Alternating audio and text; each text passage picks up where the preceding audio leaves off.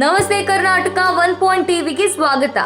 March 31 ಸೋಮವಾರದಂದು ಮುಂಬೈನ ವಾಂಖೇಡೆ ಕ್ರೀಡಾಂಗಣದಲ್ಲಿ ನಡೆದ IPL 2025ರ 12ನೇ ಮಹಾನ್ ಪೈಪೋಟಿ ಪಂದ್ಯದಲ್ಲಿ Mumbai Indians Kolkata night Riders ವಿರುದ್ಧ ಸೆಣಸಾಡಿದ್ರು. ಮುಂಬೈ ಇಂಡಿಯನ್ಸ್ ತಂಡದ ಅದ್ಭುತ ಬೌಲಿಂಗ್ KKR ಅನ್ನ ಗೆಲುವಿನಿಂದ ದೂರ ಮಾಡಿತು. ಕೋಲ್ಕತ್ತಾ ನೈಟ್ ರೈಡರ್ಸ್ 16.2 ಓವರ್ಗಳಲ್ಲಿ 116 ರನ್ 10 ವಿಕೆಟ್ ಹೊಂದಿದ್ರೆ MI 12.5 ಓವರ್ಗಳಲ್ಲಿ 121 ರನ್ 2 ವಿಕೆಟ್ ಸ್ಕೋರ್ ಮಾಡಿತು. ಈ ಪಂದ್ಯದಲ್ಲಿ ಟಾಸ್ ಗೆದ್ದ ಮುಂಬೈ ಇಂಡಿಯನ್ಸ್ ಬೌಲಿಂಗ್ ಆಯ್ಕೆ ಮಾಡಿಕೊಂಡಿತು. ಮೊದಲು ಬ್ಯಾಟಿಂಗ್ ಮಾಡಿದ ಕೋಲ್ಕತ್ತಾ ನೈಟ್ ರೈಡರ್ಸ್ ತಂಡದ ಅಂಕ್ರಿಶ್ ರಘುವಂಶಿ 16 ಎಸೆತಕ್ಕೆ 3 4 1 6 ಜೊತೆ 26 ರನ್ ಗಳಿಸಿದ್ರು. ರಿಂಕು ಸಿಂಗ್ 14 ಬಾಲ್ಗೆ 1 4 1 6 ನೊಂದಿಗೆ 17 ರನ್ ಪಡೆದ್ರು.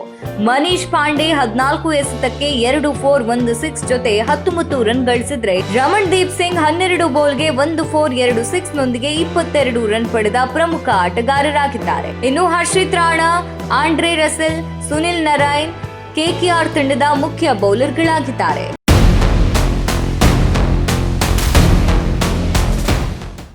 ಎರಡನೆಯದಾಗಿ ಬ್ಯಾಟಿಂಗ್ ಮಾಡಿದ ಮುಂಬೈ ಇಂಡಿಯನ್ಸ್ ತಂಡದಲ್ಲಿ ರಯನ್ ರಿಕೆಲ್ಟನ್ 41 ಬೌಲ್ಗೆ 4 4 5 6 ಜೊತೆ 62 ರನ್ ಗಳಿಸಿದ್ರು. ವಿಲ್ ಜಾಕ್ಸ್ 17 ಎಸೆತಕ್ಕೆ 1 6 16 run ಪಡೆದ್ರು.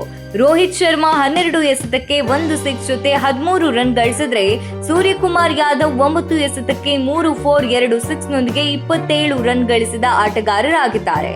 Deepak Chahar, Ashwin Kumar, Mitchell Santner MI ತಂಡದ ಪ್ರಮುಖ ಬೌಲರ್ಗಳಾಗಿದ್ದಾರೆ.